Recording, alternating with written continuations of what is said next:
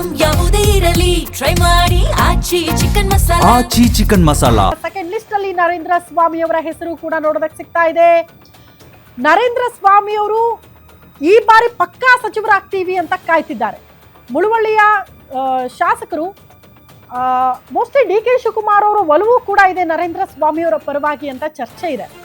ಈ ಹಿಂದೆ ಸಚಿವರಾಗಿ ಕೆಲಸ ಮಾಡಿರುವಂತಹ ಅನುಭವ ಇದೆ ನರೇಂದ್ರ ಸ್ವಾಮಿ ಅವರಿಗೆ. ಅನುಭವದ ಆಧಾರದಲ್ಲಿ ಮತ್ತೊಮ್ಮೆ ಸಚಿವರಾಗಬಹುದು ಅಂತ ಸಿದ್ದರಾಮಯ್ಯನವರು ಮತ್ತು ಡಿ ಕೆ ಶಿವಕುಮಾರ್ ಅವರು ಇಬ್ಬರ ಬಣದಲ್ಲಿ ಗುರುತಿಸಿಕೊಂಡಿದ್ದಾರೆ. ಯಾವ ಬಣ ಪ್ರತ್ಯೇಕ ಬಣದಲ್ಲಿ ಗುರುತಿಸಿಕೊಂಡಿಲ್ಲ, ಇಬ್ಬರೂ ಬಣದಲ್ಲಿ ಆಕ್ಟಿವ್ ಆಗಿರುವಂತಹ ನಾಯಕ ನರೇಂದ್ರ ಸ್ವಾಮಿ ಅವರು. ಈ ಹಿಂದೆ ಸಚಿವರಾಗಿ ಕೆಲಸ ಮಾಡಿರುವಂತಹ ಅನುಭವ ಇದೆ.